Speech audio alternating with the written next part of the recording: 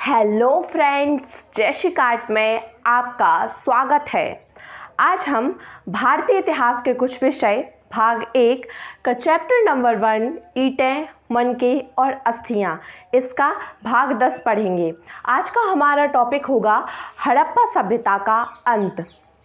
हम हड़प्पा सभ्यता के बारे में इतना सब कुछ जान चुके हैं, लेकिन अब हम ये जानेंगे कि जो हमारी हड़प्पा सभ्यता है उसका अंत कैसे हुआ। इतनी सुव्यवस्थित और इतनी विकसित सभ्यता कैसे पतन की ओर चली गई, आज हम इसके बारे में जानेंगे। सबसे पहला तो हम ये जानते हैं कि जो हड़प्पा सभ्यता का कालक्रम है वो 2600 ईसा पूर्व से 1900 ईसा पूर्व तक है माना जाता है। अब क्या है कि जो 1900, अब जैसे कोई भी जब हमने कालक्रम माना 1900 ईसा पूर्व तक, तो क्या हुआ कि जो 1800 ईसा पूर्व है उसमें चोलिस्तान से इसका अंत प्रारंभ हो गया था। जो 1800 ईसा पूर्व है इसमें क्या हुआ, चोलिस्तान से क्या हुआ, इसका अंत प्रारंभ हो गया। अंत प्रारंभ का मतलब है जो हमारी विकसित हड़प्पा सभ्यता है वो उसका ह्रास होने लगा, और जो हमारी परवर्ती हड़प्पा सभ्यता है, मतलब विकसित हड़प्पा सभ्यता के बाद जो सभ्यता आई, हम पढ़ चुके हैं पहले, वह सभ्यता उसमें वृद्धि होने लगी। तो सबसे पहला क्या है, जो 1800 ईसा पूर्व में हमारा जो चोलिस्तान है वहाँ से इसका क्या हुआ, अंत धीरे धीरे प्रारंभ होना शुरू हो गया।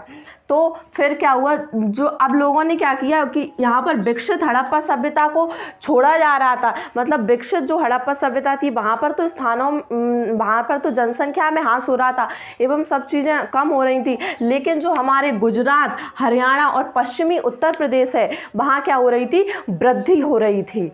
वहाँ जनसंख्या में क्या हो रही थी, वृद्धि हो रही थी। इसका मतलब ये है कि जो हमारी विकसित हड़प्पा सभ्यता है उसमें तो ह्रास होने लगा था, लेकिन जो इसके बाद जो हड़प्पा सभ्यता आई, परवर्ती हड़प्पा सभ्यता, उसमें क्या होने लगी थी, वृद्धि होने लगी थी। लेकिन हमारी जो परवर्ती हड़प्पा सभ्यता थी वो विकसित हड़प्पा सभ्यता जैसी सुविकसित नहीं थी। अब हमें कैसे पता चला कि जो हड़प्पा सभ्यता है 1800 ईसा पूर्व में उसका क्या हुआ था, पतन स्टार्ट हो गया था, या उसके पतन की शुरुआत हो गई थी, धीरे धीरे उसमें ह्रास होने लगा था। इस बात का हमें कैसे पता चला, तो आइए देखते हैं। अब हम ये हमारा टॉपिक ये है कि हमें कैसे पता चला। तो भौतिक साक्ष्यों में परिवर्तन, जो भौतिक साक्ष्य थे उस टाइम के, उनमें क्या होने लगा था, परिवर्तन होने लगा था। जैसे क्या हुआ, बाँट, मनके और जो मोहर का क्या होने लगा था, समाप्त। अब हमने क्या देखा कि जो हमारी विकसित हड़प्पा सभ्यता है वो विकसित थी, इसीलिए उसे विकसित नाम दिया गया, लेकिन परवर्ती हड़प्पा सभ्यता उतनी विकसित नहीं थी। तो जब इस टाइम की खुदाई हुई तो इस टाइम क्या हुआ कि जो बाँट, मनके और मोहर उतने नहीं पाए गए जितने हमारी विकसित हड़प्पा सभ्यता में। तो हमने देखा कि यहाँ क्या होने लगा है, हमारी जो विकसित हड़प्पा सभ्यता उसका पतन होने लगा, क्योंकि धीरे धीरे जैसे पतन की ओर गए तो धीरे धीरे बाँटों का या मनकों का बनना कम हो गया, और बनना कम हो गया तो फिर वो कम मात्रा में मिलने लगे, या उनका भी धीरे धीरे क्या हो रही, समाप्ति होने लगी। इसके बाद दूसरा क्या है, जो लंबी दूरी तक व्यापार है वो भी कम हो गया, हर चीज़ में कमी आने लगी, सीधी सी बात है। और शिल्प विशेषज्ञता में कमी आने लगी। हमने शिल्प उत्पादन के केंद्र देखे, उस टाइम के, उस कालक्रम के जो हैं वहाँ उतनी शिल्प उत्पादनता नहीं पाई जाती है जितनी कि हमारी विकसित हड़प्पा सभ्यता में पाई जाती थी। तो ये होने लगा। इसके बाद क्या होने लगी, लेखन में कमी होने लगी। हमें वहाँ की जो मोहरें हैं या जो भी लेखन सामग्री मिली है वो भी हमें बहुत कम मिलने लगी। उसके बाद हमें कच्चा माल भी कम मिलने लगा, और जो मकान निर्माण बड़ी सार्वजनिक संस्थाओं का जो निर्माण होता था हमारी विकसित हड़प्पा सभ्यता में, हमने देखा है कि जो हमारी भवन निर्माण प्रणाली थी वो कितनी अच्छी और कितनी सुविकसित थी। लेकिन अब जब परवर्ती हड़प्पा सभ्यता आने लगी तो उसमें भी क्या होने लगा, ह्रास होने लगा। तो हमें पता चला कि जब चीज़ों में या किसी भी स्तर में उनके जो कार्यों के स्तर में ह्रास होने लगा या कमी होने लगी, तो हमें समझ में आ गया कि हमारी यहीं से क्या हुआ, विकसित हड़प्पा सभ्यता का पतन की शुरुआत हुई और परवर्ती हड़प्पा सभ्यता में वृद्धि होने लगी। और जो हमारी परवर्ती हड़प्पा सभ्यता है उसके हमारी 1900 ईसा पूर्व के बाद तक भी उसके कई अवशेष या कई वो रहे हैं, मतलब कई जगह पर लोग रहे हैं, मतलब परवर्ती हड़प्पा सभ्यता अस्तित्व में रही है। अब हम देखते हैं कि जो पतन थे, अब जो हड़प्पा सभ्यता का पतन हुआ उसका कारण क्या था, आखिर क्या कारण थे ऐसे, या क्या एक कारण था जिसके कारण हम इतनी सुविकसित और इतनी अच्छी सभ्यता का पतन हो गया। तो इसके एक कारण नहीं थे, मतलब एक स्पष्ट रूप से हमें पता नहीं चलता है कि इसके यही कारण थे। विज्ञान जो हमारे इतिहासकार हैं उन्होंने अनुमान लगाया है और अनुमान के आधार पर कई कारणों का अनुमान लगाया है कि ये भी हो सकता था और ये भी हो सकता था। तो हम देखते हैं कि सबसे पहला तो क्या था, जलवायु परिवर्तन था। इतिहासकार सोचते हैं कि शायद उस टाइम की जो जलवायु थी उसमें अचानक से परिवर्तन आया होगा और परिवर्तन के कारण क्या हुआ, सब कुछ नष्ट हो गया। अब जो दूसरा अनुमान लगाया जाता है वो है वनों की कटाई। वनों की कटाई हुई बड़े स्तर पर और कटाई के कारण अब हम जानते ही हैं वनों से कितनी समस्याएं उत्पन्न होती हैं, पानी की ले लो, श्वास की ले लो, हर चीज़ की समस्या उत्पन्न होती है हमें वनों से। तो हो सकता है कि वनों की अत्यधिक स्तर पर कटाई हुई और उससे क्या हुआ, उस सभ्यता का पतन हो गया। इसके बाद क्या है, अत्यधिक बाढ़। अब जब ये जो हड़प्पा सभ्यता थी वो कहाँ बसी थी, सिंधु नदी के किनारे बसी थी, सिंधु नदी घाटी पे।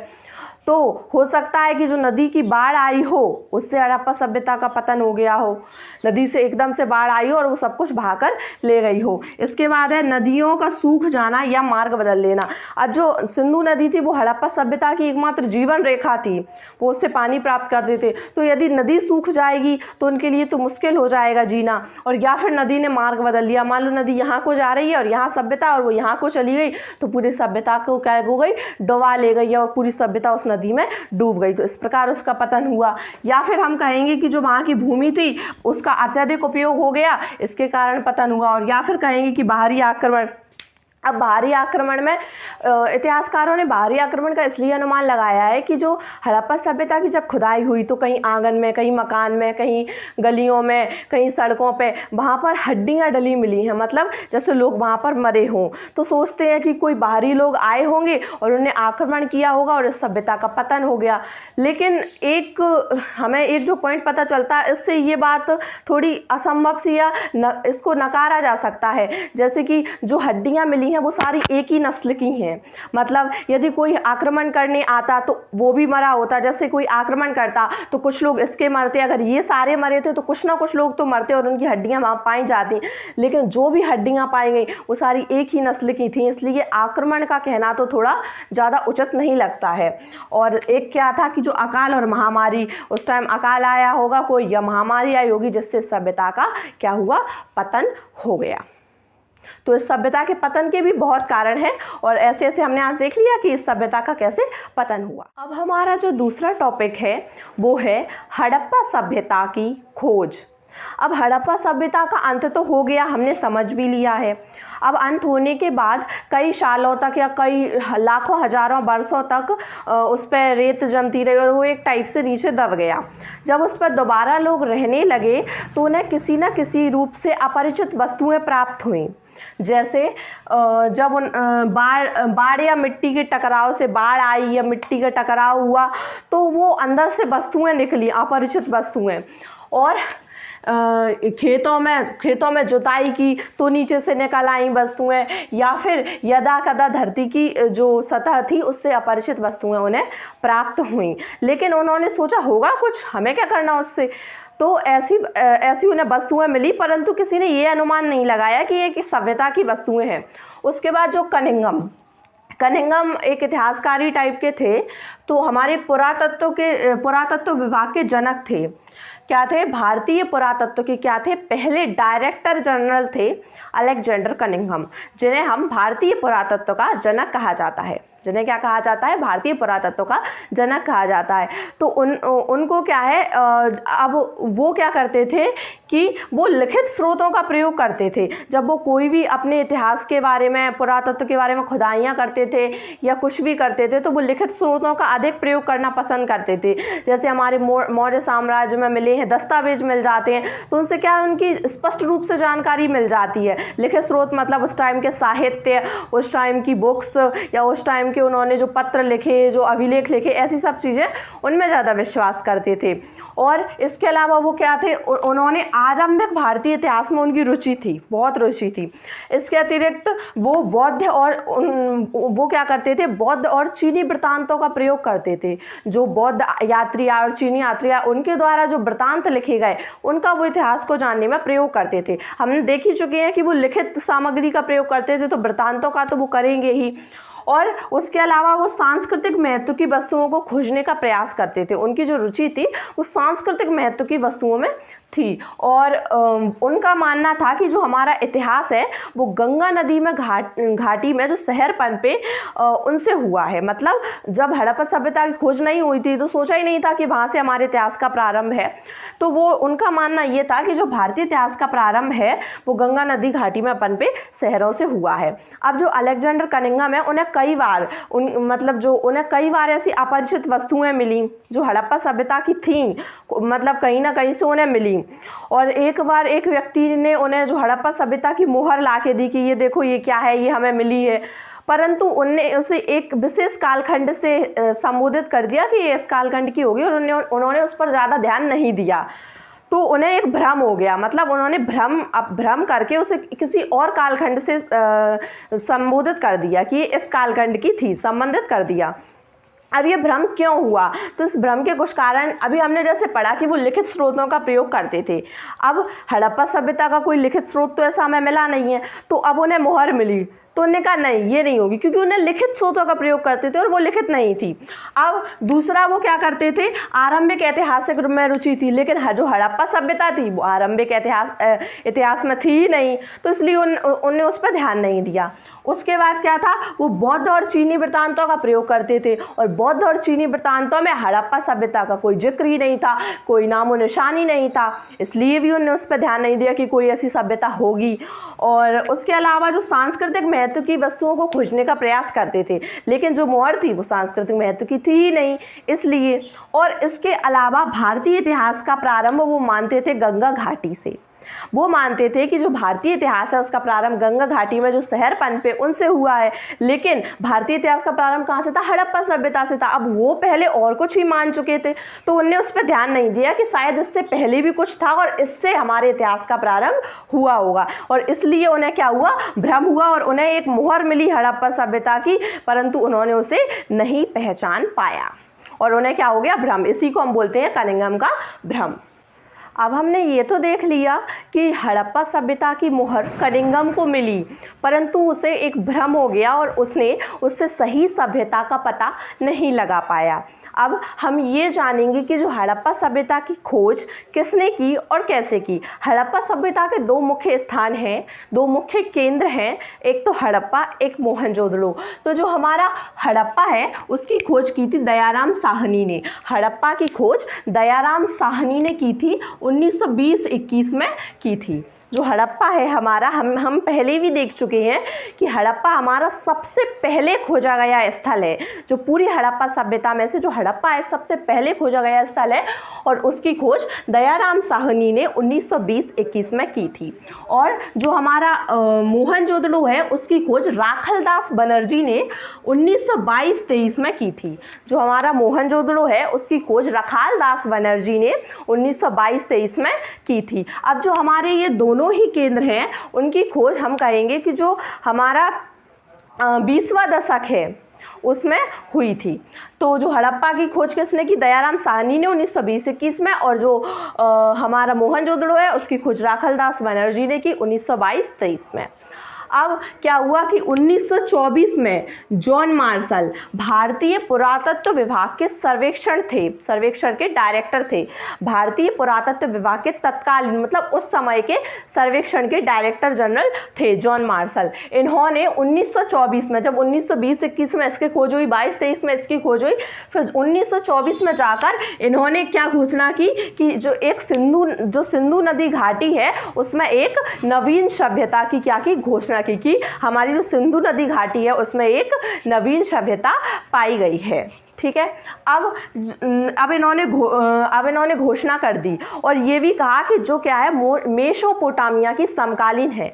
मेसोपोटामिया हम जानते हैं कि जो हमारा विश्व है उसकी सबसे पहली सभ्यता है, नगरीय सभ्यता। हमारे विश्व की सबसे पहली नगरीय सभ्यता मेसोपोटामिया है। और जब हम इससे व्यापार करते थे, हम ये भी देख चुके हैं कि मेसोपोटामिया से हमारा व्यापार होता था, तो ये दोनों समकालीन ही होंगी। समकालीन का मतलब जिस समय मेसोपोटामिया थी वहाँ ईरान वगैरह में, उसी समय हमारे यहाँ मतलब उसी समय जो हड़प्पा है, ये हमारा भारत है, उपमहाद्वीप है, उसमें कौन सी सभ्यता थी?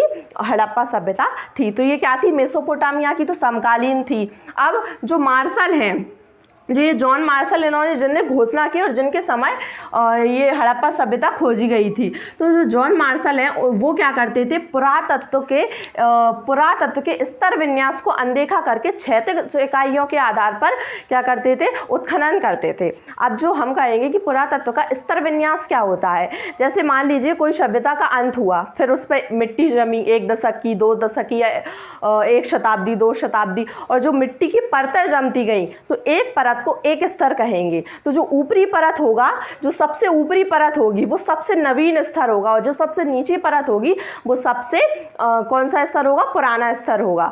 तो जो हमारे जो जॉन मार्शल थे वो क्या करते थे? स्तर के हिसाब से नहीं खुदाई नहीं करते थे, बल्कि वो ऐसे ही करते जाते थे क्षैतिज रूप से, और इससे क्या होता था कि जो बहुमूल्य जानकारी है वो क्या हो जाती थी? विलुप्त हो जाती थी। अब मान लीजिए एक स्तर है, अब उसकी चीज़ें उस पर होंगी, अब अपन ने आधा इधर से खोद दिया, आधा इधर से, तो वो चीज़ें मिट जाएंगी। इसलिए स्तर बाई स्तर जब यदि सर्वेक्षण करेंगे या यदि उत्खनन करेंगे तो उससे ज़्यादा लाभ होगा। तो अब फिर हमारे 1944 में भारतीय पुरातत्व सर्वेक्षण के डायरेक्टर कौन बने? IEM wheeler. 1944 में जो हमारे भारतीय सर्वेक्षण के तत्कालीन डायरेक्टर बने वो बने IEM व्हीलर। इनने क्या किया? इनने खुदाई के लिए स्तर विन्यास का अनुसरण करना आवश्यक समझा। जॉन मार्शल नहीं करते थे, इससे क्या होती थी? बहुमूल्य जो जानकारी थी वो विलुप्त हो जाती थी। लेकिन हमारे जो IEM व्हीलर हैं, इन्होंने स्तर विन्यास के अनुसार ही क्या किया? खुदाई की या उत्खनन किया, और इस प्रकार हमारी हड़प्पा सभ्यता अस्तित्व में आई और खोजी गई। इतनी विशाल सभ्यता अस्तित्व में इस प्रकार आई और उनकी खोज इस प्रकार हुई। आशा है आपको ये टॉपिक बहुत अच्छे से, बहुत ईजी वे में समझ में आ गया होगा। आज की इस वीडियो में इतना ही। मिलते हैं इसके पार्ट 11 में। Thank you so much.